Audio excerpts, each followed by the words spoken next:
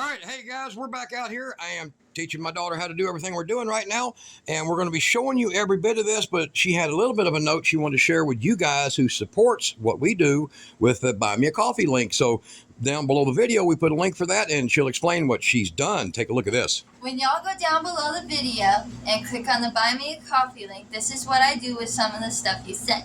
As you can see, I've only made this for only $10, I think it was. And look at how beautiful it is. I'm so proud of myself. I love knitting, by the way. I think that's something. So teach your kids how to do things, guys. We make sure that they learn everything. One of the things that we're going to be doing here is I'm teaching her how to operate all this that I'm building. One day I won't be here, sad to say, and well, maybe not for some people, but we're going to have a good lesson on what we're doing here. And we're going to be building everything you see here. Very unique components and parts to do something that's very unusual. So it's going to give you the opportunity to own lots of lead acid and very little lithium. Half lithium, half lead. You'll see what it's doing. It's not just about the battery. It's about the process.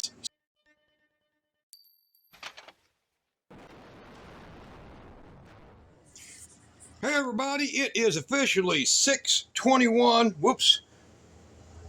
6:21 a.m. in the morning on Wednesday, August the 10th. And what I'm going to do here is I want to show you something about the testing.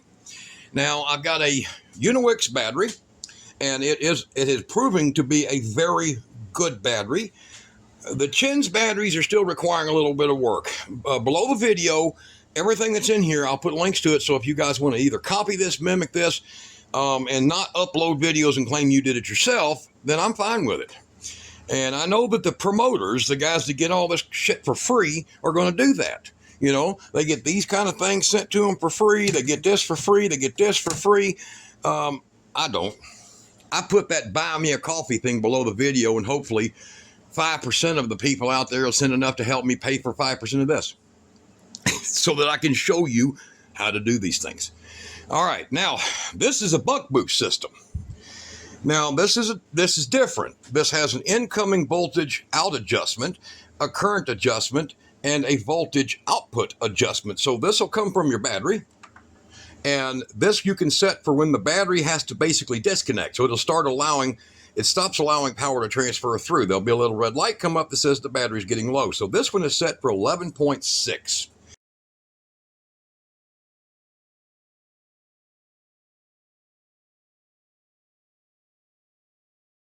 And in another video coming real soon, I'm going to show you how to set these. Now, right now, what I'm doing is I'm pumping out the equivalent of a 100-watt solar panel, okay? And I'm using 106 watts from this. There's losses, guys. This is the reason you can't put a wind turbine on your car and drive down the road. There's always losses. So between aerodynamics and conversion, there's always losses. So you need to make everything as most efficient as you can. So now this thing here, we used a 60 amp solar charge controller with only 47 amps of solar going to it to charge this battery. It charged in 3 hours, and that was with the leftover sun. After my main bank was completely charged at 2:13 p.m., we checked it. The rest of the day, even with cloud cover, it fully charged this battery. I could have charged 2 more of those.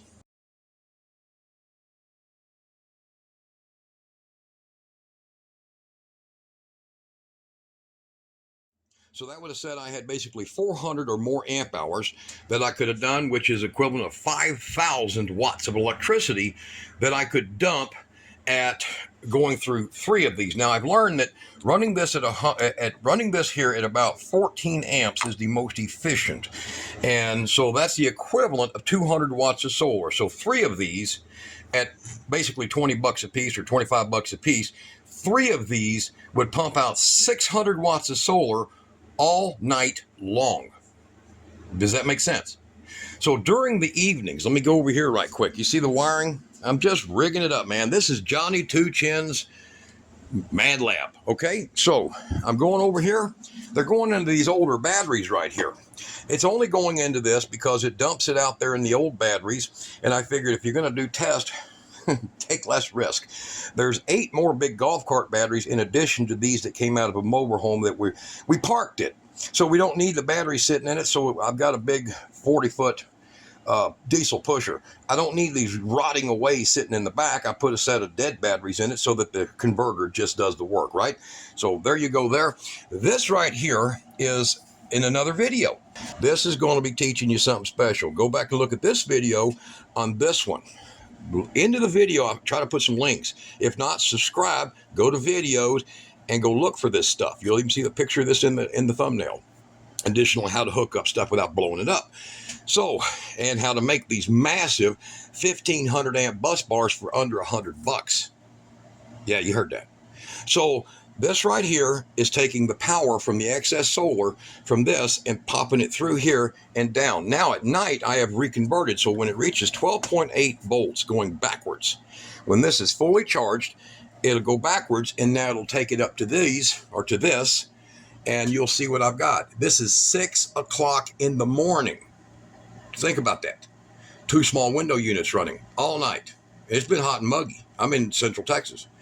And we are maintaining everything. Normally this would be about 12.6 at this time of morning, if I'm lucky.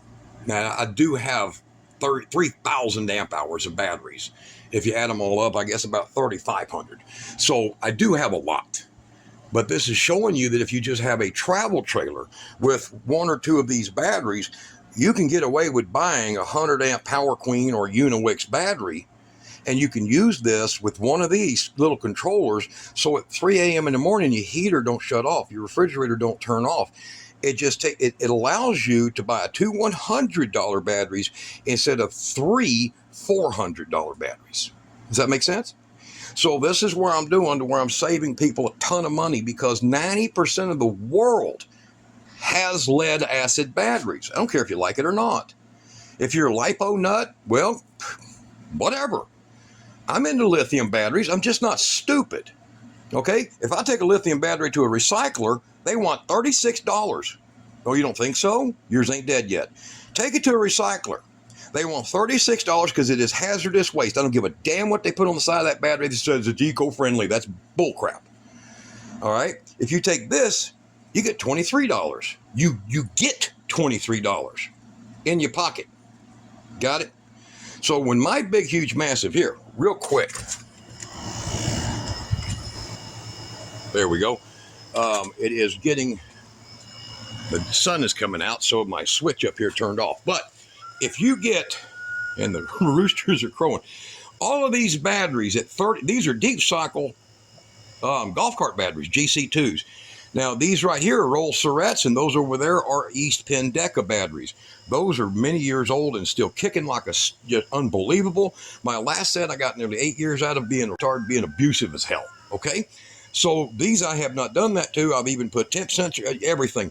But this row of batteries that cost me $3,400, all of this, 3,000 plus amp hours. When I take this down for recycle, these are going to be worth $35 a piece.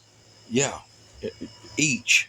So when you're talking 32 batteries, I get $1,000 back on these. I pay $1,000 on the equal amount of lithium. So, all right, turn that back off. All right. Hello, Ida Mae. She's snooping on me. All right, so we're getting back in here to Johnny Two Chins' Mad Lab. Now, I'm going to show you here. We have put, what we got here, 923 watt hours off of this one battery back into my main bank that you just saw. Now, that's using one battery. The goal is to use these right here because these are very, very good batteries. They're built the same way, basically, with the same kind of big BMS as the Uniwix, but they're about $60 cheaper. 70, I think, almost $70 cheaper. So even though that is probably a 10-year battery, and these are probably 7-year batteries, I'm going to go with these because I've got to order 2 more, because Johnny Two Chins don't like chins. But I don't know, not great. I haven't been getting good experience. We're going to brew some coffee with the Chins battery. Let's hope it finally gets hot enough to succeed. And I understand you guys that put in the Chins batteries. Man, if you're doing good, I'm proud of you. but their 100 amp BMS is so underwired that I don't burn your place down using them like that. That's the reason they put a 100 amp BMS on it, because they don't want to spend another 12 cents worth of frickin' wire to do it right. These, they'll run good. They won't take a huge hit, but they'll do better than the chins. So I would definitely recommend these. Red Odo is how they're pronounced. They should just call them Younger, Bolder, Stronger. YBS battery. I'd go for that. I'd buy 2 more just if they change the name. I'd buy 3. All right, so let me show you something right quick. You're going to see this. Here is the voltage right here. Now that shows you the battery over there. Now that's your pressure against your battery. That's not actual battery voltage. As you've seen, it was 13.1. But this is what it's trying to send it right now. And I'm going to show you what I've set this for by just disconnecting one line here. Hopefully I don't knock my stuff off over there. All right, so I'm going to disconnect one line here, and you're going to see it pop up. Hold on there. Boom. Took it loose. There's the end of the wire. And you see, so I'm pushing out 16.29. That's not harmful to lead acid. Them, maybe so.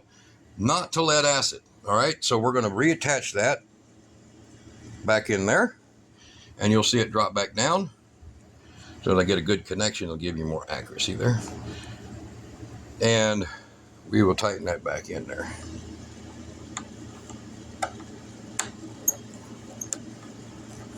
Safety first, right?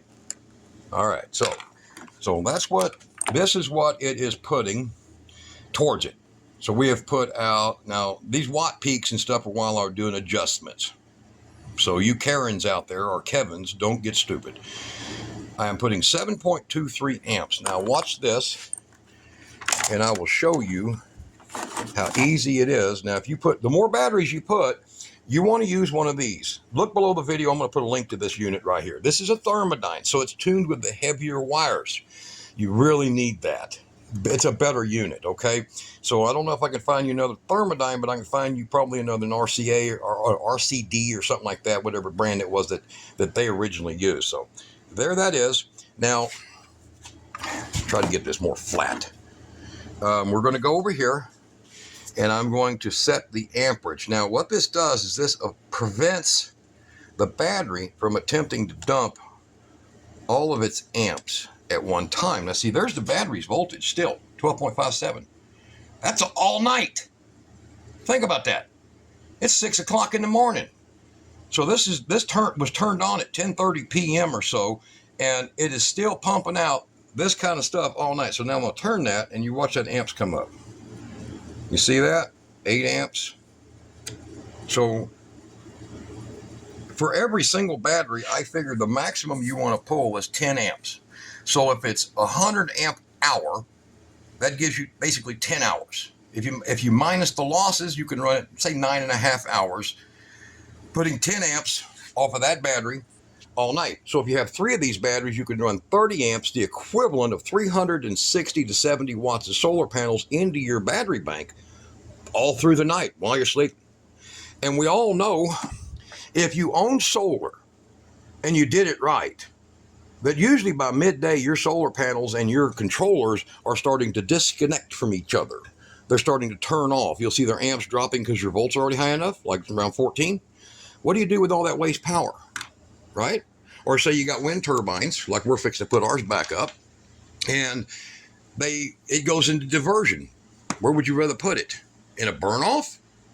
Or would you rather put it into 4 automobile-style capacitors, stereo capacitors, and then from the capacitors, adjust the voltage output, because you can do that with those, some of them, and charge that up. So rainy days, cloudy days, everything else. The goal is never let your lead acid get below 50% DOD. Now, I don't have a scale here where I can show you, but if you say a lead acid's good for 4 years, and that's because people will pull it down to 70% dead. They pull 70% of it. They'll get it down to 11 volts. But if you can prevent doing that at 50% or higher, that 4 or 5 year battery is going to last you 8. No joke. So what do you want to do? Get you a few of these and a lot of lead acids, and you can achieve the same thing as having a whole ton of these. So my purchase, if I was to copy my purchase of my batteries out there, in these, I'm looking at $12,000 and paying through the nose to get rid of these when they're dead. These are supposed to last. Nobody has any proof. Nobody has any proof that this is going to last 10 years. That's just what they say. That's what's in the advertisements. But as you can tell, Wade, this battery over here, if you look at another video, that one didn't last past the day it came out of the box. How's your 10 years doing now? It has sophisticated electronics in these, unlike a lead acid battery, that when that fails, whether it be ball lightning or your neighbor's, this is a fact. We killed a very, very expensive battery that's very popular, starts with a B. We killed it literally with a ham driver. Do you know what those are? They're big, massive transmitters. We used a transmitter in a motorhome and killed the internal components that you can hardly get to. You've seen how to open these things. We killed it. If I took the CB radio that I've got right now that puts out 14 watts, 5 watts or 4. Yeah, what's the legal standard? Whatever the legal amount is. Mine accidentally may put out more. And I set that right here on this table. And I set that SW meter up and I put a little small antenna. The internal electronics of that, the fine little electronics of that, they're done. That's an EMP pulse right straight into that battery. They're done. But what's my risk if I have just a few of those and mainly lead acid? Well, more like what I've got outside. But what's my risk? I can hit that repetitively with signal and it's not going to hurt it. I can power the hell out of it. 50 watt linear. It's not going to hurt them batteries. But if I take, it'll kill this, but I can go to all 12 volt stuff. These appliances here are 12 volt and the electronics can be bypassed and I'm back to having refrigeration. But if you have an EMP, I don't give a damn what these fake snake oil selling EMP hardening devices are. They're a joke.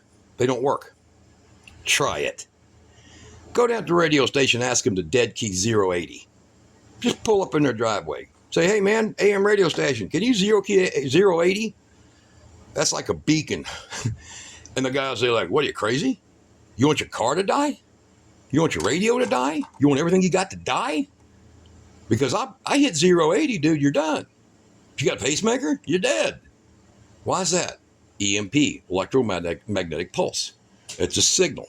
So the same kind of effect happens in, military devices. And the same kind of effect can literally happen by a microwave that failed in your house. Microwave energy. This can only work so long until that effect happens. But if you've extended the life of your lead acid batteries, man, you're way ahead of the game. This is worth buying 2 or 3 of. And then a whole pile of lead acid you can get at the local store. Walmart's, whatever. Canadian Tire, wherever you're living at. Mercado down there in Mexico. It doesn't matter. You can buy that, and then you can buy a couple of these and some of these. And then what you're doing is until something bad happens, and hopefully it never does. But until it does, now you see I jacked the amps up so it put more draw. But until it does, you ain't never got to worry. Now, I can do this right now. I'm going to show you the trick. Now, this is the trick right here. You're going to see this little red light will come on. And then I'll show you over here. See the 8.79 amps right now? Focus on that. I don't want to make this video real long, but I'm trying to teach a little bit of something so people can understand this process. All right, now watch. I'm going to drive it down. I think maybe I went the wrong direction. Hold on. Here, let me do this and change hands. I'll do something a lot smarter about having it. I broke a finger in this hand, so there. I think it is that direction. My bad. All right, watch. See that little red light come on right there? Now I want you to show you something. That's the low voltage. So I set low voltage to be at 12.6. Now I'm going to back it out and watch that on that right there. Watch it drop. See, it just took that voltage, and I'm going to turn it again. See it? Just let go. Now we'll do it over here again. You see it took away the amp, so you don't have to worry about trying to disconnect your battery when your battery gets to a dangerous level. That way you can always drop these down to about 80%, where they'll last much longer. And I'm going to go backwards. See, there's the lights on. See it right there on the board. Now I'm going to go backwards. Let's see if I can keep that in focus there. And now you see that? Now look down there. Now, as I get closer, I'm going to go real slow. It's going to start fading that amperage down. I'm turning real slow. And you'll see that. I'll see if I can show it to you. That light will just barely come on. You see that amperage? Still putting out amperage.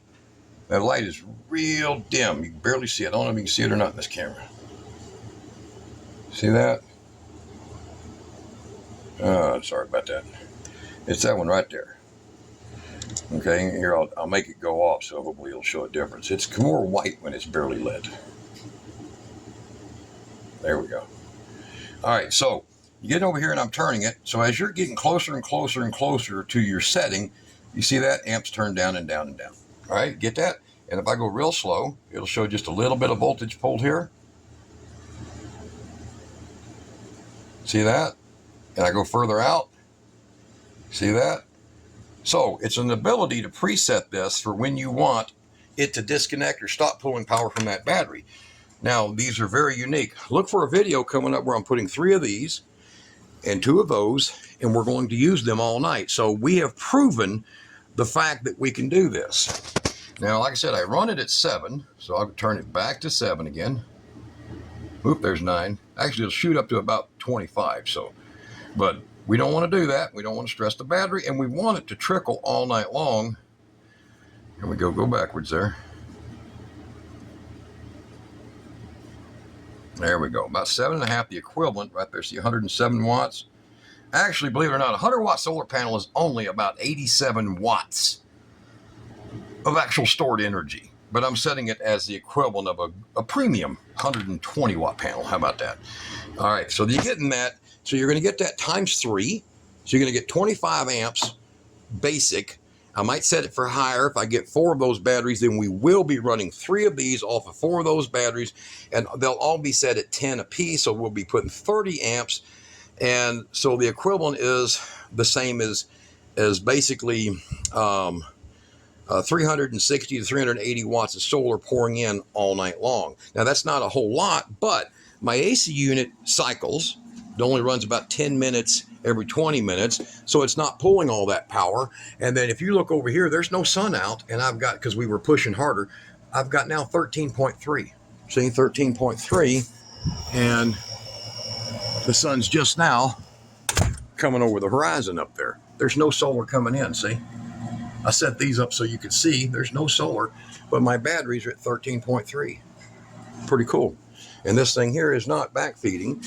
It's all being done off that battery and all being fed through that back into the system. You don't have to rig it up the way I do. But if you have an RV, you can get one of those, and you get, and if you want to split your batteries, you can. If you don't have to, and one of these things over here, and you can set it up to where when it drops to a certain voltage level, it's going to kick on. We got a little component that'll show you what that is. It'll kick on a relay. We have one. And it'll feed up to 25 amps into this from that, and until it gets to a point you preset, then it'll just disconnect. During the daytime, the same wires going to all the batteries, or different. Maybe use a different solar controller if you want to, or a different use a small solar controller off of your unit inside the RV, or put you in a couple more 100 watts of solar if you want to. You can feed it into this that way, or you can just use the excess solar. Which we're going to be showing you how to do that, to charge this if you have solar in your RV. If not, you fire up your generator, basically charges all the batteries, and then it's over with, and then you just extended your RV batteries by 100%. When it comes to 2 of those and 1 of these, you just doubled your RV batteries, but you didn't double or triple your cost. So this is the goal. Long, almost pointless video to show you guys this, but you can see what it's done from here into that all night, and maintain those batteries way above. They're 100%. And that's simply because, like I said, the air conditioners, they're mainly fan. One of them is running 32 watts, the other one's 65 watts. So as you can see, it's just basically, it's as if I've never ran nothing all night. How you like that? Pretty good. So not a bad outcome. Y'all guys, look forward to more. If you want a really good quality battery, it is a more expensive battery, probably a 10-year battery. If you want a battery that hits like a sledgehammer, you damn sure want that Power Queen. And if you want a battery that's kind of like, you know, Uncle Buck, he just gets out there and goes and goes and goes until he drops. The Redodo batteries seem to be holding their own. But Johnny Two Chins, not a permanent name, because I don't know, man. I'm not liking them. I'm not liking them at all. Not impressed. Bad decision, but we're improving. This video about all this is coming up next, as soon as I get time and I'm not sweating so much. Hot as hell outside. Y'all be good.